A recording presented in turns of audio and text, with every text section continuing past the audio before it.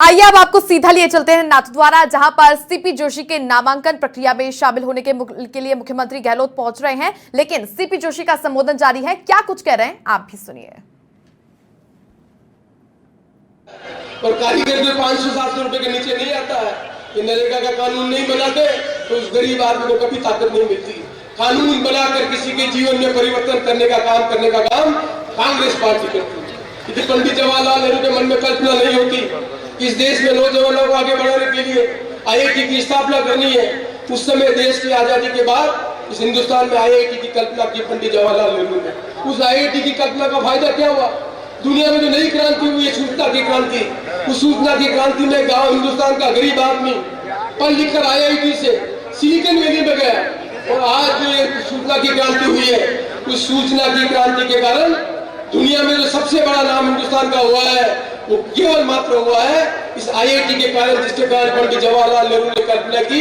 आज सूचना क्रांति में हिंदुस्तान का नौजवान आ गए हैं। ये जो इंस्टाग्राम, ये मोबाइल, ये फेसबुक, ये दुनिया का गूगल, ये सब काम करने का काम किसने किया? हिंदुस्तान के गरीब घर के बच्चों ने किया है, जो आईआईटी से पढ़कर सिलिकॉन वैली में जाके गया। अमेरिका के लड़के ने नहीं किया, ये यूके के लड़के ने नहीं किया।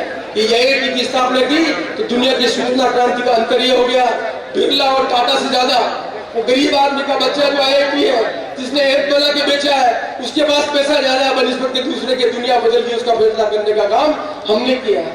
पंडित जवाहरलाल नेहरू ने साइंटिफिक टेम्पर की कल्पना की थी, वैज्ञानिक नीति बनाने की कल्पना की, और वैज्ञानिक नीति बनाकर वो संस्थाएं खड़ी की जिसके कारण हम चंद्रमा में जा रहे हैं, जिसके कारण हम ग्रह में जा रहे हैं, जिसके कारण हम ब्रह्मांड में जा रहे हैं। ये एक दिन में नहीं हुआ है।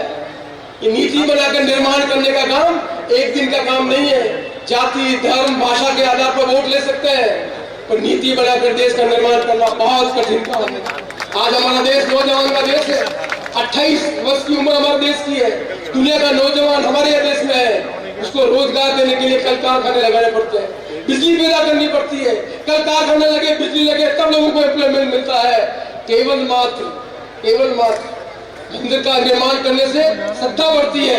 हमारे में श्रीनाथ जी का मंदिर है, दुनिया के लोग आते हैं, मैं घमंड है, पर रोजगार करने के लिए तो काम हमें करना पड़ता है। मंदिर बनना चाहिए, भगवान की सेवा होनी चाहिए, हमें भगवान ज्ञान दे।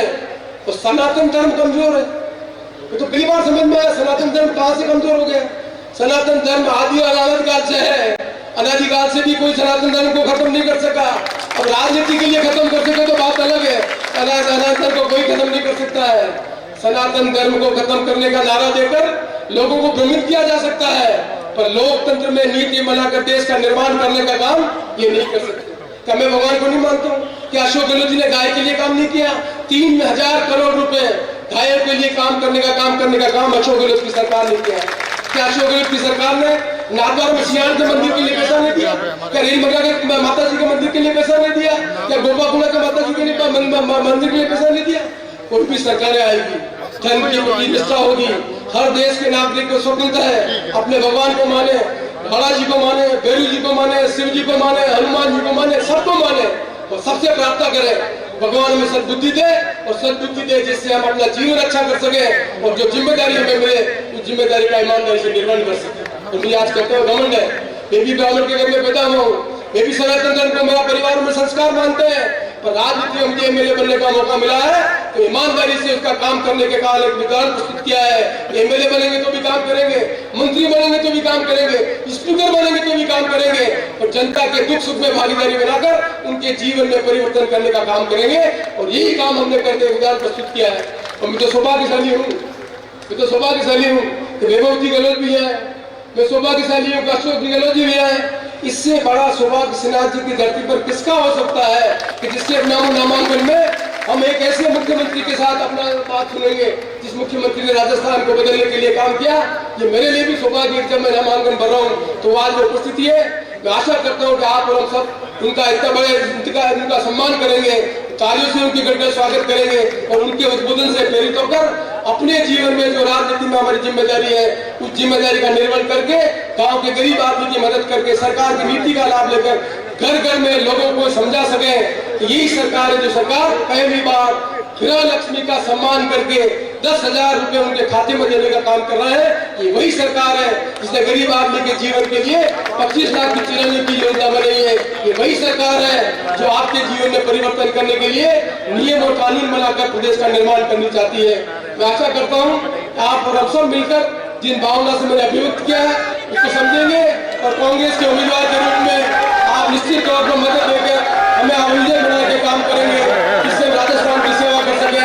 इन्हीं सब शब्दों के साथ आप सबकी तरफ से माननीय मुख्यमंत्री जी का मैं बहुत बहुत स्वागत करता हूँ। आप सबसे अपील करता हूँ जोरदार ताली बजाकर माननीय मुख्यमंत्री जी का स्वागत करें। सब साथी अपने स्थान पे बैठे, सब आराम से बैठे, सब अपने स्थान से बैठे।